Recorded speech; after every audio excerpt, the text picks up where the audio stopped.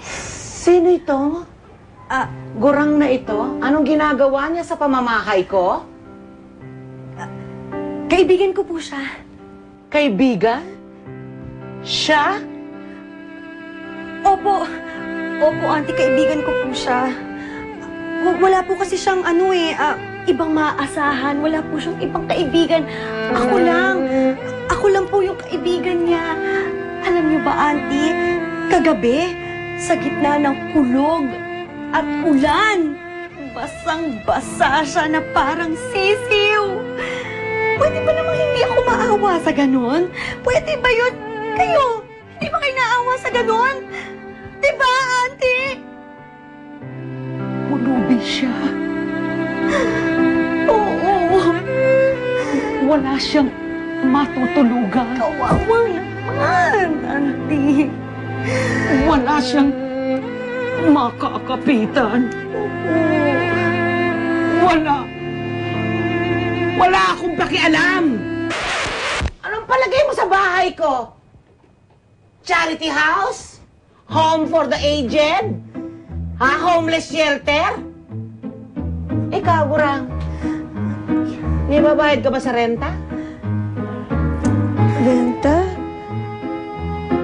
Malamang wala. Kasi pulubi ka. Wala kang makakapitan. Wala kang matutulugan. Layas! Lumayas kayo! Layas! Layas! Nabalitaan ko ang hula ni Wadi, Panginoon. Hindi pa rin daw tiyak ang panalo mo hanggat nabubuhay ang kapangyarihan ni Panday at si Maria Makiling. Malaki ang itinaya ko sa pag-aanib sa inyo, Panginoon. Hindi tayo pwedeng mabigo.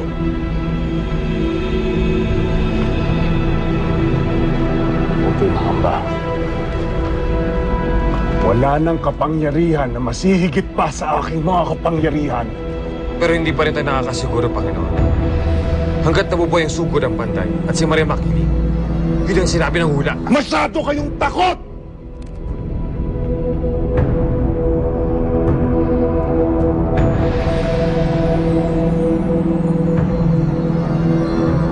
Kung gusto niyo maging kampante, sige. Pagbibigyan ko kayo.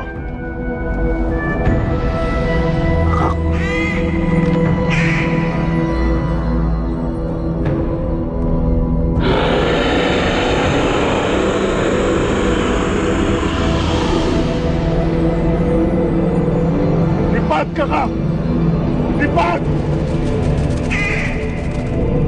Hanapin mo si Maria Makiling at patayin mo siya!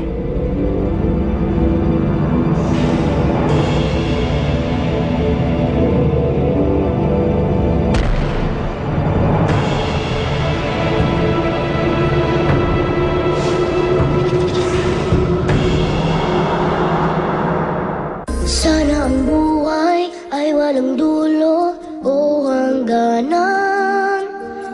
Sana'y wala ng taong mahirap o mayaman.